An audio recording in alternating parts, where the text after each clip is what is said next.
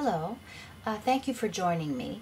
In this video, I would like to discuss with you the very important error called run-ons and comma splices, and these are major errors in sentence structure. So if you'd like to follow along with me, two very common errors in writing which you really need to try to avoid are called run-ons and comma splices. Now let's look at the difference with examples between a run-on and a comma splice. Now a run-on sentence occurs when two sentences, which are independent thoughts or clauses, run together with no adequate sign given to mark the break between the two thoughts. This error can be very confusing to your reader because the person reading your writing can't tell where one thought ends and where the next one begins. So what I'm going to do in this video is to discuss and include numerous examples of the two types of run-on sentences which are called fused sentences and comma splices. So let's first look at what a fused sentence is and how to avoid writing fused sentences. A fused sentence is a type of run-on sentence which lacks any punctuation to mark the break between the two thoughts. The ideas are fused or joined together as if they are one thought. Now let's look at an example of a fused sentence, and then I have corrected it for you. The first one. I baked cookies for the party. They were very tasty. Susan got a call from Bob. He would not be attending the party. Now, if you look closely at these sentences, starting with the first one, I baked cookies for the party. They were very tasty. You have two thoughts here that are running into each other. And this is an example of a fused sentence. So what you would need to do is separate those two thoughts. For example, you could correct it by saying, I baked cookies for the party, period, and then start a new sentence, they were very tasty. In the second example, Susan got a call from Bob, he would not be attending the party. Again, you've got two ideas that are fused or run into each other. The first one is Susan got a call from Bob. The next thought is he would not be attending the party. So to correct this sentence, you might say, Susan got a call from Bob. You put your period, you start with a capital, and begin a new sentence. He would not be attending the party. The next type of error to look at would be called the comma splice. A comma splice is another type of major grammatical error, and it's a type of run-on sentence. A comma splice is made up of two complete thoughts, but they're incorrectly joined together or spliced, that's why it's called a comma splice, with a comma. Now you must remember that a comma by itself cannot join two complete ideas. This is a very common sentence error. So when writers think that there is some connection between their two thoughts, they frequently use a comma as a way to connect these two ideas, and this is completely incorrect. So I have given you now an example of a comma splice, and let's work to correct it together. I baked cookies for the party, comma, they were very tasty. Now you've got two independent thoughts, but you're joining them with a comma. You've got a subject here, I, and a verb, baked, so I baked cookies for the party. Your next complete thought is they, that's your subject. Were is your verb, very tasty. So two complete thoughts. To correct that, you would say, I baked cookies for the party, period, and then you would start a new sentence, they were very tasty. In the second example, Susan got a call from Bob. He would not be attending the party. You have two complete thoughts here. They're independent thoughts. Susan is the subject of this sentence, and the verb is got. Susan got a call from Bob. You got a comma, and here's your next complete thought. He would not be attending the party. So you cannot join them with a comma. One way of correcting a comma splice is to start a new sentence. Susan got a call from Bob, period, and then you would start with a new sentence in a capital. He would not be attending the party. So run-ons and comma splices can be corrected in one of 5 ways, and I'm going to discuss each method of correction, and I have included several examples with explanations, so please follow along with me. The first method of correction is you could simply use a period and then a capital letter. Now this is probably the easiest form of correction to avoid making this type of error. You use a period at the end of the first thought, and then you would begin the second thought with a capital letter. You would use this method only if your 2 thoughts are not closely related, or if any other method would make your sentence too long and confusing. So if your 2 ideas are not linked, they're not closely related, the easiest thing to do is to put a period after the first thought and then begin the second thought with a capital letter. Let's take a peek at the examples I've included. First, there was an accident on the highway today. Traffic was held up for hours. So this is a fused sentence because you've got 2 ideas which are fused. They run into each other. To correct that, you would say, there was an accident on the highway today, period. New sentence, traffic was held up for hours.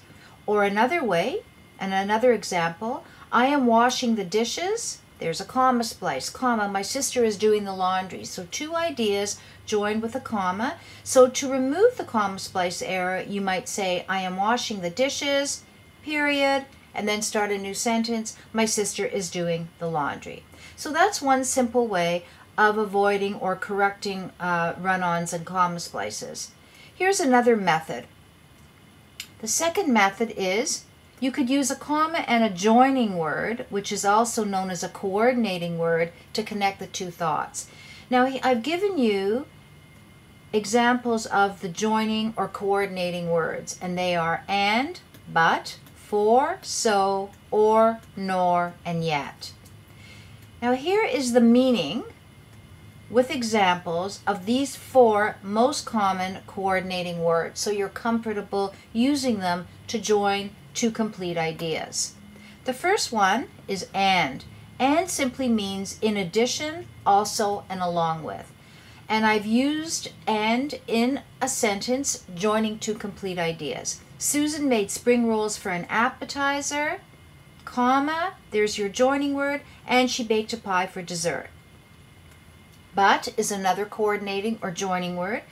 But means however, on the other hand, except, or just the opposite. And my example, I wanted to watch a romance movie, comma, but, and you always put a comma before the joining word if you're joining 2 complete ideas, but Jim was keen to watch an adventure film. The next is for, which means because, the reason why, the cause for something. The example, Jimmy is a brave little boy, for, which means the same as because, he never complains about being sick. And then the last joining word, so, means the same as therefore or as a result. I have a sore back, comma, there's your joining word to join the 2 ideas, so I'm going to make an appointment to see the doctor. So here are 3 sentences where the 2 ideas have been joined with a coordinating word. There was an accident on the highway today, comma, so you put the comma before the joining word. I am washing the dishes, comma, and my sister is doing the laundry. You see the 2 complete ideas? I'm washing the dishes is one thought. You can put the comma and the joining word. My sister is doing the laundry. And the third example, John is taking French classes, comma, but I prefer to learn Spanish. And these are all called compound sentences. And I do have a video on types of sentences where I do discuss compound sentences in more depth if you would like to take a look at that video. Here is a third method to correct run-ons and comma splices. And what you would do is you add a dependent word, which is called a subordinating word, to one of the thoughts that is complete. So let's take a look at dependent words. Here is a list of some major dependent words. After, although and though, as, because, before, even though, how, if and even if, since, that or so that, unless, until, what, whatever, when, whenever, where, wherever, whether, which, whichever, while, who, and whose. So you should really familiarize yourself with these words because they're called dependent words or subordinating words. Now I'd like you to remember this rule here. When a sentence begins with a dependent thought, it's followed by a comma. But if the dependent word is in the middle of the sentence, you don't use the comma. Now that might sound a little bit confusing, and so I feel that when you look at examples, it clarifies it and makes it a lot easier to understand. So let's look at the 3 examples that I provided here for you. The first one, since there was an accident on the highway today, comma, traffic was held up for hours. So you're beginning with a dependent word, since. So when you start the clause with a dependent word, since there was an accident on the highway today, you put the comma at the end of the clause, and then here is your complete idea, traffic was held up for hours. However, look at this one. Traffic was held up for hours since there was an accident on the highway. In this example, the dependent word is in the middle of the sentence and the dependent clause is at the end. So you no longer use any punctuation. You do not put a comma before the dependent word because it's in the middle of the sentence. In the second example, I was very proud of my daughter when she was accepted to law school. This thought is complete. I was very proud of my daughter. But this is the dependent clause. It can't stand alone. You can't say when she was accepted to law school. Something has to follow, either come before or after it. So here is your dependent word, therefore no comma in the middle of the sentence. But if you begin with the dependent word, when she was accepted to law school, comma, and then you complete the thought. I was very proud of my daughter. And the final example that I've chosen to include, although he forgot to set his alarm clock, he managed to get to work on time. So this is the dependent clause that can't stand alone. Although he forgot to set his alarm clock, you're beginning with a dependent word, comma, must be followed by a comma, the clause, he managed to get to work on time.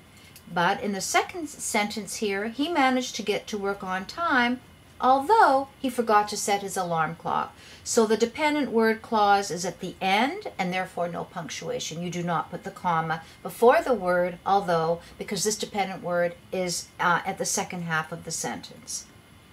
And moving along, here is a 4th method of correcting run-ons and comma splices. And what you do is you use a semicolon to connect two complete thoughts. And this is how you form the semicolon, the period on the top and the comma on the bottom. But let's look at this rule because you can't always use a semicolon to join two complete thoughts. Remember that the two thoughts must be closely related. If they're not, then you would have to put a period and a capital or use another joining word. So the semicolon joins two very closely related thoughts. The semicolon is used to mark the break between the two thoughts. But I want you to be careful to use semicolons very sparingly. Don't overuse them. And if you're uncertain about how to use the semicolon, then perhaps you should use one of the other methods because you don't want to make sentence errors. But it is another method of correcting errors to add variety to your writing. And I've included a few examples. The first one, there was an accident on the highway today, and now your semicolon, traffic was held up for hours. They're very related, those sentences. Because there was an accident on the highway, so the traffic was held up for hours. So when you're using the semicolon in this way, you do not use a capital. It's a small t on traffic. The second example, I am doing the dishes, semicolon, my sister is doing the laundry. You see how those two ideas are completely related? So you can use a semicolon and you don't start with a capital after the semicolon. The third example, I baked cookies for the party. They were very tasty. They're related, those thoughts, because the cookies were tasty. So I baked cookies for the party, semicolon, and then a small t on they were very tasty. And the last example, Susan got a call from Bob, he would not be attending the party. So these ideas are well related, so there's your semicolon joining them and a small h on the second sentence. And now, moving along, let's look at the fifth rule for correcting run-ons and comma splices. So following along with some examples and another chart, semicolons can also be used with transitional words to join two complete thoughts. And what you do in this rule is you place a semicolon before the transitional word and then a comma after it. Now I'm going to explain that in more depth, so it will be a lot easier when you take a look at my examples. First of all, let's look at common transitional words. Afterwards, also, as a result, consequently, however, in fact, in addition, instead, meanwhile, moreover, furthermore, nevertheless, on the other hand, otherwise, and thus. Now those are only the common ones. There are other transitional words. And now let's look at how you use them. In the first example, there was an accident on the highway today, semicolon. As a result, so this is the result of the accident, traffic was held up for hours. So you see you're adding variety by using a transitional word. But you must remember that the semicolon goes before and the comma after. In the second one, the show was sold out.